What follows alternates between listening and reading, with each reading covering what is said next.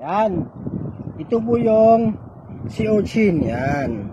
So, susubukan natin kung talagang gaano kasarap at kung paano maglinis ng sea urchin. Okay? So, tayo. Tapos, meron kaming kanin. Yan. Kanin. Ano? Suka. Meron tayong suka. Buksan natin ang sea urchin. Tingnan natin kung ano ang nasa loob ng sea urchin. Ayan. Ayan. Oh. Tingnan nyo. Oh. Oh.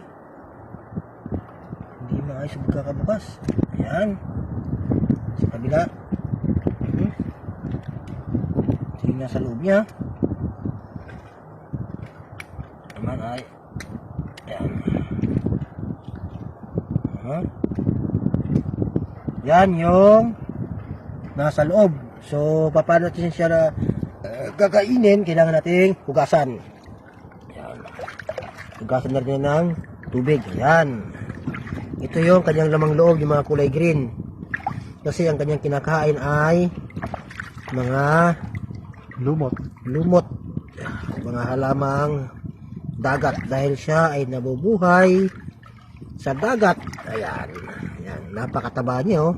Yan. Yan po. Yung kulay dilaw na yan, yan yung nakakain sa loob ng sea urchin. Yan. Ngayon, susubukan natin kung gaano siya kasarap. Yan.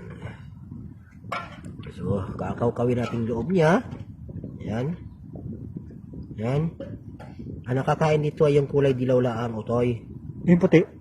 Hindi nakakain yan, utoy. Dahil yan ay nakadikit. Lasan yan. Hindi naman. Yan. Pero ang karaniwang kinakain dito sa sea urchin ay yung kulay dilaw lang yan. Yung mga dilaw na yan. Yan lang. Kaya kung napansin nyo mga umtoy, kinaskas ko ng aking daliri. Yan. At yung naiiwan na yan, kakaskasin ulit natin yan. At susubukan natin kung gaano talaga kasarap ang sea urchin na sinasabi nila. Yan. Yan. Advertise muna. Yon. Yon ang may kasalanan kung bakit kami nakakuha ng sea urchin. Ayan.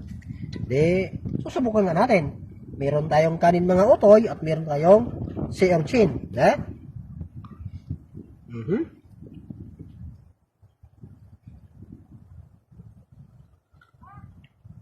Yan. Mm. The best. Quality, masarap nga naman talaga. Totoo yung sinasabi nila ng sea urchin daw ay masarap. Wala tayong masabi. Nga lang, kailangan dito hindi manitin ang ulo mo, utoy. Kasi sa laki niya, utak lang ang kakanin mo. Ang masama niyan, anak ko may walang utak. Sablay. Wala kang makakain. Maha-high blood ka pa.